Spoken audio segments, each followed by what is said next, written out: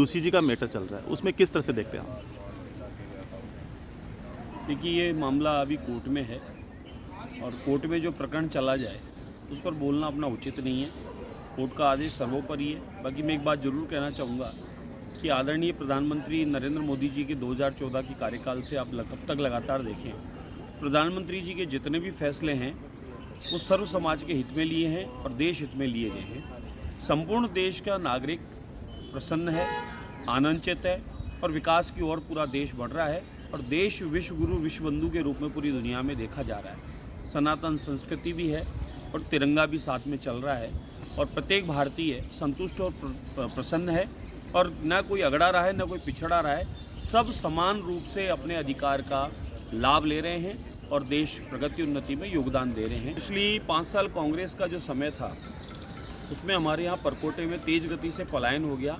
सनातनी हिंदू समाज परकोटे से चला गया और उस वजह से वहाँ पर गली गली में अनगिनत मस्जिद, मदरसे और उससे संबंधित मकबरे इत्यादि बन गए और वक्फ बोर्ड के नाम पर लैंड जिहाद चौओर हो गया। ये भारी समस्या थी, हमारा मुद्दा था। उस विषय को लेकर हमने चुनाव से पूर्व ये चर्चा रखी थी सामने। सरकार जीत गई, सुशासन है भाजपा का और आदरणीय मुख्यमंत्री भजनलाल शर्मा साहब का चौओर ऐतिहासिक कार्य विकास हो रहा है। हमारे क्षेत्र में एक समस्या जो प्रतिदिन फ़ोन आते हैं, प्रतिदिन लोगों के द्वारा शिकायत लिखित में आती है, विकास समितियों की आती है कि हमारे यहाँ उन मस्जिदों पे मीनारें बढ़ा दी जा रही है और मीनार प्रत्येक मंजिल में 4 माइक लगाए जा रहे हैं।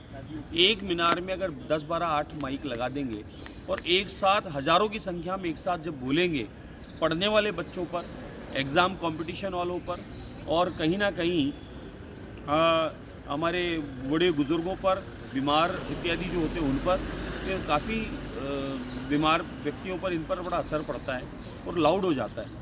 मेरा निवेदन कोई बंद करने से नहीं है, मेरा निवेदन है उसकी आवाज़ जो मापदंड है, निर्धारण जो किया हुआ है उसकी आवाज़ माननीय कोर्ट के द्वारा, उसके द्वारा ही वो आवाज़ रहे।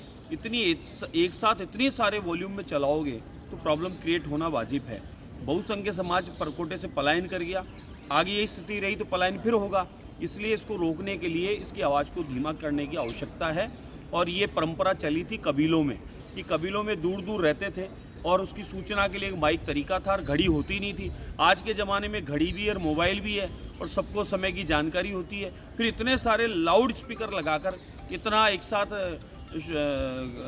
तेज़ गति से उसको बढ़ाकर फिर आप और लोगों को परेशान करके फिर क्या चाहते हैं? आपकी प्रार्थना पूजा पद्धति का मैं सम्मान करता हूँ, सबका अपना तरीका है, मैं बंद करने के लिए नहीं कह रहा, लेकिन कम करने का निवेदन करता हूँ।